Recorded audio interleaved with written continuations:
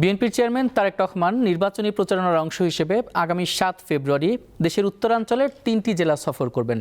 জেলাগুলো হলো দিনাজপুর, ঠাকুরগাঁও ও নীলফামারী। এ বিষয়ে জানাতে দিনাজপুর থেকে যুক্ত আছেন সহকর্মী সুলতান মাহমুদ। সুলতান, তারেক রহমানের জনসভার জন্য কোথায় স্থান নির্ধারণ করা হয়েছে এবং কর্মসূচি নিয়ে বিস্তারিত জানান আমাদের।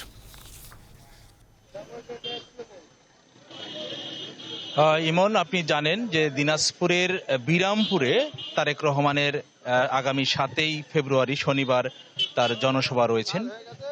তারেক রহমান আসলে দিনাজপুরের কিন্তু এক পর্যায়ে কিন্তু তিনি দিনাজপুরের ভাগিনা, কারণ দিনাজপুর এই আসন থেকে তার মা কিন্তু নির্বাচন করার কথা ছিল। তিনি দিনাজপুর সদর আসন থেকে তেনার মা নির্বাচন অংশ করার কথা ছিল, কিন্তু তার মা মৃত্যুবরণ করার পর তার দলীয় কিন্তু সৈয়দ জাহাঙ্গীর আলম দিনাজপুর সদর আসন থেকে তিনি নির্বাচন করছেন এবং দিনাজপুর ৬ আসন অর্থাৎ যেখানে তিনি জনসভাটি করবেন সেটি হচ্ছে বিরামপুর।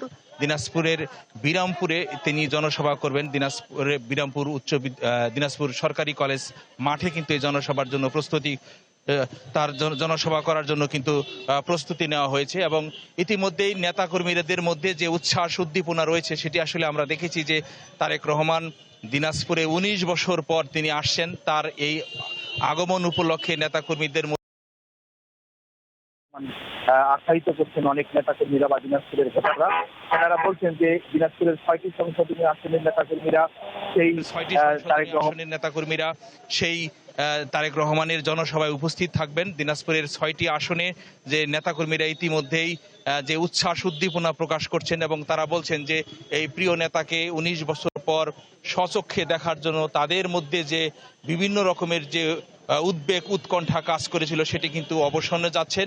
সেই লক্ষ্য করে কিন্তু আমরা দেখেছি যে নেতাকর্মীরা মাঠে রয়েছেন এবং সাধারণ মানুষকে বা ভোটারদেরকে কিন্তু দাঁড়ে দাঁড়িয়ে গিয়ে জানাচ্ছেন যে প্রিয় তারেক রহমান বা প্রিয় দিনাজপুরের ভাগিনা দিনাজপুরে আসছেন, তাকে স্বাগত জানানোর জন্য এখানকার মানুষের যে যে উচ্ছ্বাস কাজ করছে সেটা আমরা কিন্তু দেখেছি।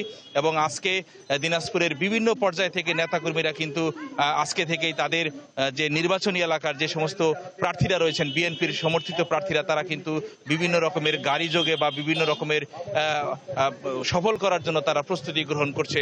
সর্বশেষ এটি ছিল আমার কাছে দিনাজপুর থেকে তারেক রহমানের আসার সর্বশেষ তথ্য। ইমন। ধন্যবাদ সুলতান মাহমুদ। আগামী ৭ ফেব্রুয়ারি বিএনপির চেয়ারম্যান তারেক রহমান দিনাজপুর ভ্রমণ করবেন এবং তার ঘিরে যে প্রস্তুতি চলছে তারই সবশেষ খবর জানাচ্ছিলেন আমাদের সহকর্মী সুলতান মাহমুদ।